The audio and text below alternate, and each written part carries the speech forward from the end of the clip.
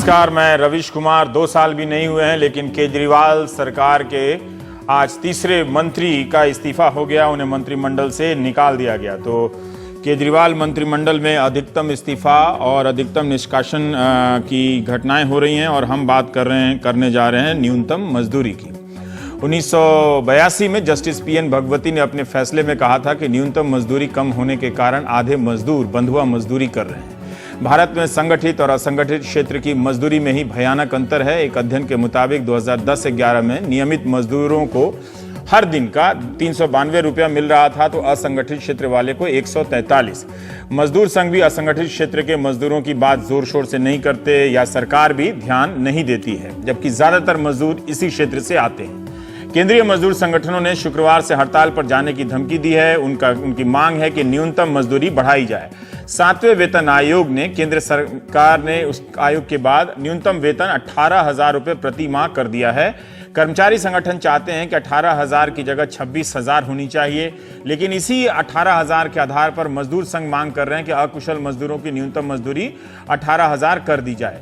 पिछले साल 10 केंद्रीय मजदूर संघों की हड़ताल हुई थी, तब मांग की गई थी कि अकुशल मजदूरों के लिए न्यूनतम मजदूरी की दर 6,330 रुपए महीने से बढ़ाकर 15,000 कर दी जाए। इन संगठनों का दावा है कि इनके 15 करोड़ सदस्य हैं, फिर भी 15 करोड़ लोग अपने लिए 15,000 रुपए की न्यूनतम मजदूरी हासिल नहीं कर सके। पिछले साल न्यूनतम मजदूरी बढ़ी थी, लेकिन सिर्फ 7,098 रुपए हुई, 15,000 नहीं हुई। अब ये संगठन फिर से हड़ताल पर जाने की बात कर रहे हैं। इस बार 15,000 की जगह 18,000 की मांग है। 30 अगस्त को केंद्र सरकार ने न्यूनतम मजदूरी में 350 रुपए रोज कर दिया है बढ़ाकर। अब अकुशल मजदूर की मजदूरी हर दिन 246 की जगह 350 होगी। अगर आप इसे महीने के 30 दिन से गुणा करें तो अकुशल मजदूर की कमाई होती है 10,500 रुपए प्रति माह। दिल्ली सरकार ने हाल ही में न्यूनतम मजदूरी में 50% बढ़ोतरी का ऐलान किया है। ऐलान ही अभी अगर लागू हुआ तो अकुशल मजदूर का पगार 14,052 रुपए, कुशल मजदूर का वेतन 17,033 रुपए, अर्धकुशल मजदूर का दरमाहा 15,471 रुपए। 18,000 तो फिर भी नहीं है, दिल्ली में भी नहीं, लेकिन आसपास के राज्यों में की तुलना में यहां 80 से 100% ज्यादा न्यूनतम मजदूरी है। आप किसी भी अर्थशास्त्री से पूछेंगे तो 2 बातें कहेंगे। आर्थिक असमानता बढ़ रही है दुनिया में, भारत में भी, और बेरोजगारी भी।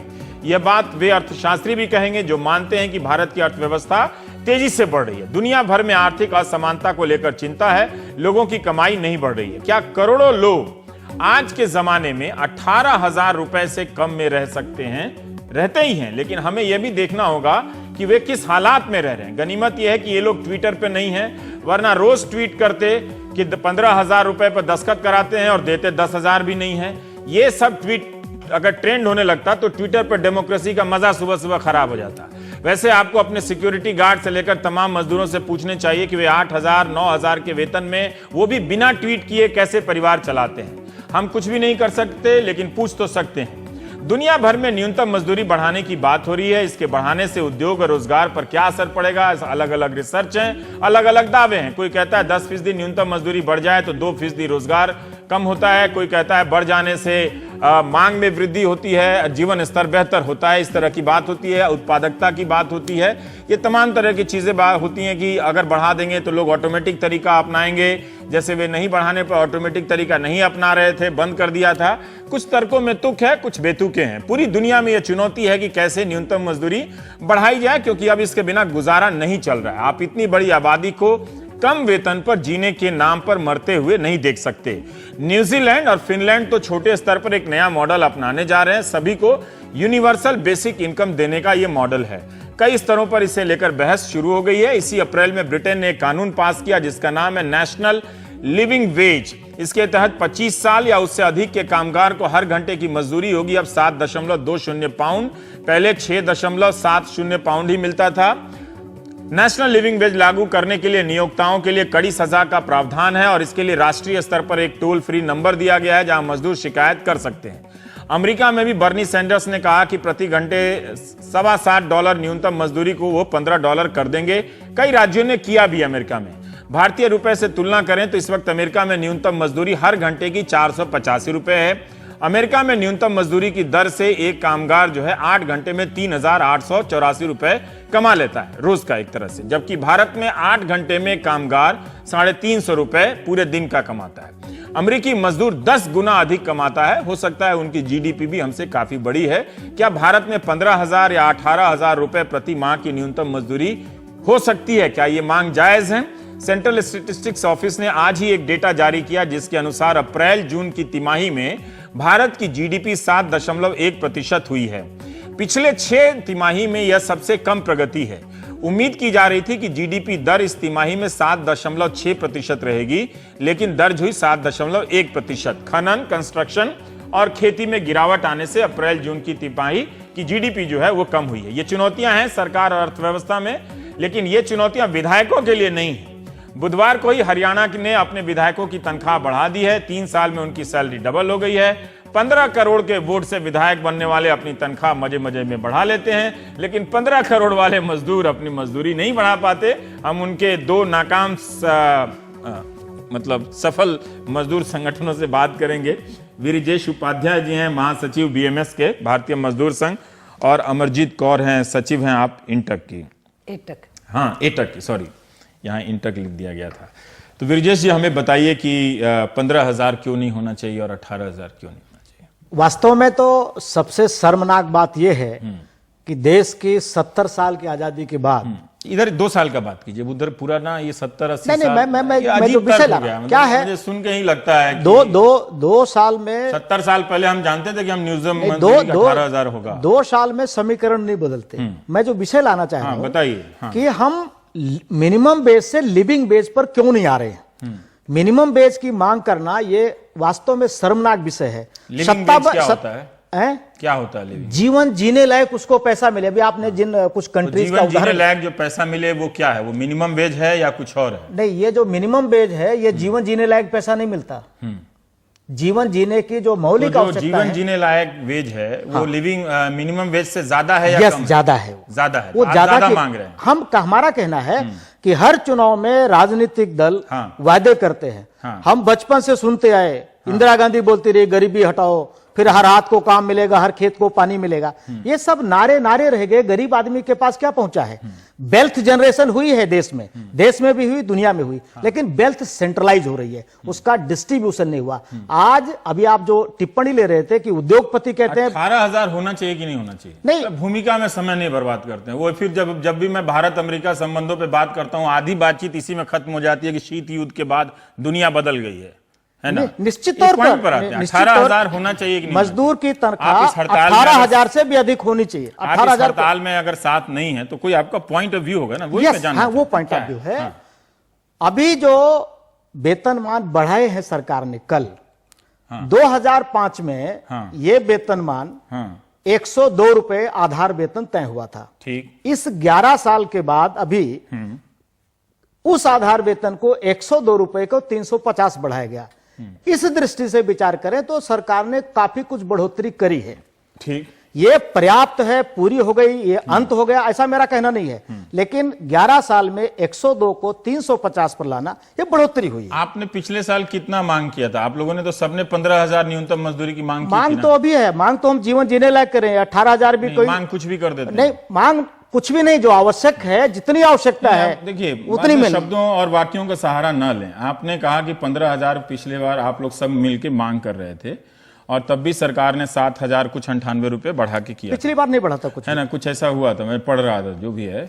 अब आप कह रहे हैं कि 102 2005 की तुलना में 350 किया। जी हाँ, है ना? क्या ये बात सही है?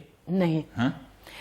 पहली बात तो यह है जो आपने सवाल किया था उसी का मैं कहूं कि इंडियन कॉन्स्टिट्यूशन में लिविंग वेज का कंसेप्ट है, जो फंडामेंटल राइट्स के हिसाब से आदमी को अच्छे से जीने का, डिग्निटी से जीने का।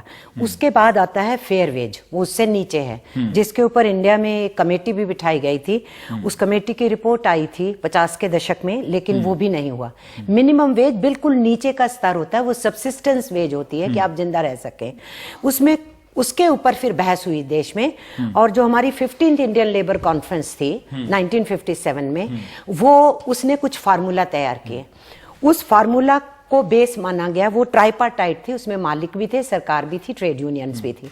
उसके तय होने के बाद हम लोगों की डिमांड चली कि 15th इंडियन लेबर कॉन्फ्रेंस है, इसको इंप्लीमेंट करो। जब सुप्रीम कोर्ट के अंदर चैलेंज करने के लिए गए कुछ मालिक, तो सुप्रीम कोर्ट ने उल्टा उसको सही ठहराने के साथ साथ, ये रप्ताकोस का केस था फेमस, उन्होंने ये कहा कि दिस इज नॉट सफिशिएंट, सिर्फ रोटी खाने के लिए नहीं है, आप 25% अबव टोटल वेज जो आप कैलकुलेट करोगे इस फार्मूले से, उसमें कैलोरी लेवल मानी गई थी, तो आप 25% और दोगे। अब ये जो सारी कैलकुलेशन थी, इसके बेसिस पे हम 15,000 पे पहुंचे थे ट्रेड यूनियंस। और जब तक ये आ गया 7th पे कमीशन, तब तक प्राइस इंडेक्स और बढ़ गया। पहुंची थी तब भारतीय मजदूर संघ वाले भी हमारे साथ थे, और हम लोगों ने उस 15,000 के ऊपर सबने मिलके, ये हमारे साथ थे, हमने हड़ताल की, 2 दिन की हड़ताल की, फरवरी 2013 में, जब मनमोहन सिंह प्राइम मिनिस्टर थे। जब 2013 से लेके 2015 आया, नहीं हुआ। इस 2 साल में महंगाई बढ़ी, इस बीच में नहीं हुआ।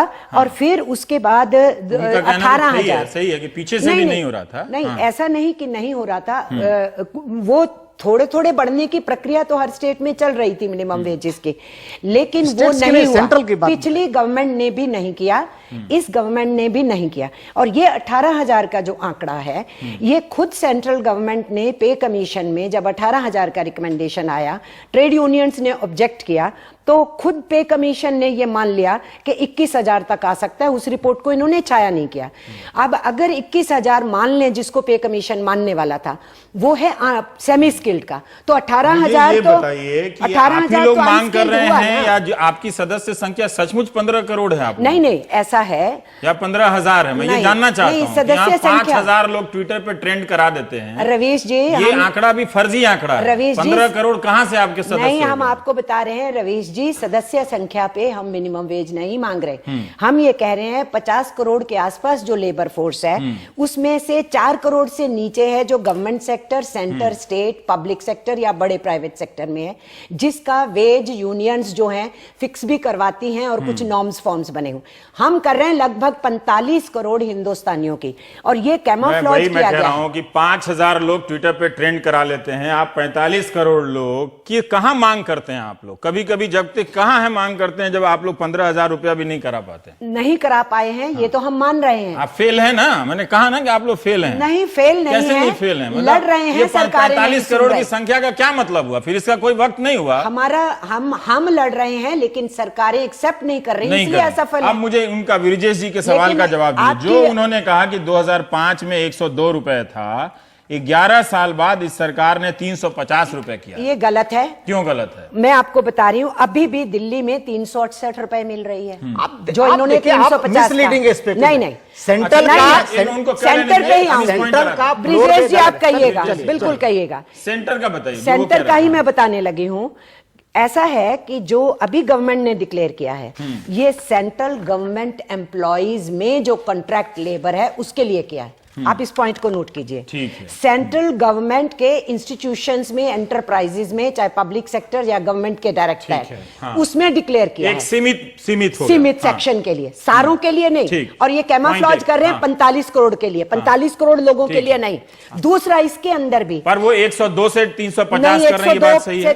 350 नहीं है, ये बिल्कुल वैसा ही है जैसा इन्होंने कहा कि हमने 7,500 से सीधा जाके 18,000 कर दी। ट्रुथ यह है कि 15,700 आज भी मिल रही है सेंट्रल गवर्नमेंट एम्प्लॉइज को, उस सेमी स्किल्ड में, जिसको सिर्फ 2,300 रुपए बढ़ा के 18,000 किया।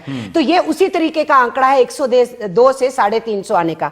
और उसमें भी मैं ये कहूं, खुद सेंट्रल गवर्नमेंट के और पब्लिक सेक्टर के जो एंटरप्राइजेज एंड स्टेट्स में, उनको भी नहीं मिलेगा। ये हमें पता है कि स्टेट में बहुत सारे अंतर हैं, उनको भी नहीं मिलेगा जो सेंट्रल गवर्नमेंट के इंस्टीट्यूशन एंड स्टेट गवर्नमेंट। समझना चाहता हूं कि अगर ये 45 करोड़ से संबंधित मसला है, तो ये ना सड़क से लेके कहीं दिखाई नहीं देता है। हाँ, वो आप कह सकते हैं, दिखाई नहीं देता। तो हम भी तो इसी समाज में रहते हैं ना, हम भी मिलते जुलते हैं लोगों से, वो दिखाई नहीं देता। रवीश जी, इसको अगर समझने के हिसाब से समझें, तो सेंट्रल गवर्नमेंट ने अभी जो बेस तय किया, इसको बोलते हैं फ्लोर बेस। नहीं, मुझे समझने के लिए ये समझना है कि पिछले साल अगर आप 15,000 पे राजी थे, तो इस साल 15,000 या 18,000 पे राजी क्यों नहीं? ऐसा है, 15,000 या 18,000 पर राजी होने का प्रश्न नहीं है। प्रश्न है, ट्रेड यूनियन आंदोलन में एक मांग पत्र तैयार होता है और सेटलमेंट जो होता है, जो मांगा गया कभी वही सेटलमेंट नहीं होता। हम एक मांग पत्र तैयार करते हैं, नेगोशिएशन होती है, बीच का कोई पॉइंट आता है, तय होता है। क्या आप इस परेशानी में हैं कि भारतीय मजदूर संघ, आरएसएस, अभी देखिए गोवा के प्रमुख को हटा दिया गया कि वो राज्य सरकार की आलोचना कर रहे हैं। ऐसा है, ये आप सब लोगों का क्रिएशन है। हाँ। इस 2 साल में हाँ। भारत सरकार की नीतियां जिनसे मजदूर हित इफेक्ट होता था, सबसे ज्यादा मुखर होकर के आंदोलन किया तो हमने किया। हासिल क्या किया? हासिल, आज ये हासिल हुआ जो बता रहे हैं ना, ये हासिल हुआ 350 रुपए। 350 रुपए हुआ, केवल 350 रुपए नहीं है। 350 रुपए के हिसाब से कोई 10,500 नहीं, या तो समझने के लिए समझिए आप, या तो फिर उसके आर्गुमेंट करें। नहीं, आप या तो कहें कि ये पर्याप्त है, 10,500 पर्याप्त नहीं है। हाँ। आज किसी को 6.5 करोड़ रुपए महीना मिला, वो भी पर्याप्त नहीं है। इसकी कोई सीमा ही नहीं है। अच्छा, आप मजदूरों के लिए कह रहे हैं कि इसकी कोई सीमा नहीं है? इसकी कोई सीमा नहीं है। मैंने इसलिए पहले ही कहा कि 70 साल बाद हम जीवन जीने लायक वेतन नहीं तय कर सके। आपने न्यूनतम मजदूरी से का मसला छोड़ दिया है, अब आप लिविंग वेज के मसले पर बिल्कुल हमारी ये मांग है, हमारी मांग है। देश में इतनी वेल्थ क्रिएट हो रही है, आर्थिक ढांचा बदला जाना चाहिए, वेल्थ का प्रॉपर डिस्ट्रीब्यूशन हो। जनरल बात है, जनरल बात नहीं, यही वास्तविक बात है। इससे हम भटका कर ले जा रहे हैं। इसलिए अभी आप जिस ये लोग भटका के लेके जा रहे हैं, बाकी जो निश्चित हड़ताल तौर पर जो पॉलिटिकल पार्टीज के साथ जुड़े हुए लोग काम कर रहे हैं, उनका ऑब्जेक्टिव कभी मजदूर हितों को प्रायोरिटी पर लाना नहीं रहता, पॉलिटिकल इंटरेस्ट प्रायोरिटी पर आए। तो ऐसे लोगों के साथ पिछले साल आपने हाथ क्यों मिलाया? नहीं, जो भी उस रास्ते पर चलते हैं सबके साथ रहते हैं। अच्छा, जो लोगों को बेवकूफ बनाने के रास्ते पे चलते हैं आप उनके साथ रहते हैं? किसके साथ? जो लोगों को बेवकूफ बनाने के रास्ते पे चलते हैं? नहीं, हम जिस मार्ग पर चल रहे हैं उस मार्ग पर कौन कितनी दूर तक हमारे साथ आता है, चाहे वो बेवकूफ बनाने वाला भी आ जाए तो भी वो बेवकूफ ज्यादा देर तक नहीं टिकता ना। ज्यादा देर तक टिक नहीं सकता। भटक जाएंगे हम लोग। रवीश जी 2009 से हम सब इकट्ठे, हाँ। 2009 से, हाँ। कम साल नहीं है, 7 साल हो गए। और उस 2009 के अरसे से 3 हड़तालें इन्होंने हमारे साथ की जी। ठीक है, मनमोहन सिंह की गवर्नमेंट के दौरान। उस समय 10,000 वेज 2009 में, उसको फिर हमने 15,000 किया, क्योंकि सूचकांक बढ़ता रहा, क्योंकि डियरेंस अलाउंस नहीं करती हैं पर वो हासिल नहीं कर पाती हैं, तो नेगोशिएशन होता है, तो नीचे वाला कुछ बीच का रास्ता, पर वो शायद ये कह रहे हैं कि आप सरकार पर इतना दबाव ना डालें कि वो ना दे पाए। नहीं, ऐसा है। ट्रेड यूनियन का ट्रेंड यही है, ट्रेड यूनियन का तरीका यही है। ट्रेड यूनियन, मैंने गुरदास जी को पूछा, आपने पूरा जीवन पूजा। नहीं, मैंने गुरदास जी को पूछा, बहुत सीनियर लीडर है। मैंने कहा पूरे जीवन में कहीं चार्टर आप डिमांड किया हो? नहीं, देखिए ये वही मिल गया हो आपको, तो मुझे बताइए। देखिए हमारा प्रोग्राम जो है, बहुत सारे सिक्योरिटी गार्ड, ऑटो रिक्शा चालक, बहुत सारे मजदूर देखते हैं, इसलिए मैं जानना चाहता हूँ कि 2 मजदूर बिल्कुल हाँ, मिनिमम वेज नॉन नेगोशिएबल चीज होती है। हाँ। आप जो दूसरे पक्ष या दूसरी चीजें होती है ना, ये आपके जो और बेनिफिट्स लेने हैं, उनमें होता है जब live and giving and taking करते हैं। आप मुझे ये कह रहे हैं, बार बार कैमोफ्लॉज कर रहे हैं इस बात को कि 350 से हो गया और दिल्ली में 368 है, तो क्या हुआ? हम ये कहना चाह रहे हैं कि मिनिमम वेजेस एक्ट में चेंज किए बिना इस देश के मजदूरों को इस 350 का कोई लाभ नहीं, क्योंकि ये लिमिटेड सेंट्रल गवर्नमेंट एम्प्लॉइज जो कॉन्ट्रैक्ट सेक्टर में हैं, सिर्फ उनको मिलेगा। और मिनिमम वेजेस एक्ट में एप्रोप्रिएट गवर्नमेंट गार्ड में काम करते हैं उनको नहीं मिलेगा। Not only that, even central government के तहत भी जो कॉन्ट्रैक्ट में है, डिफरेंट स्टेट्स में है, अगर मिनिमम वेजेस एक्ट में चेंज नहीं होगा, उन पे भी लागू नहीं होगा।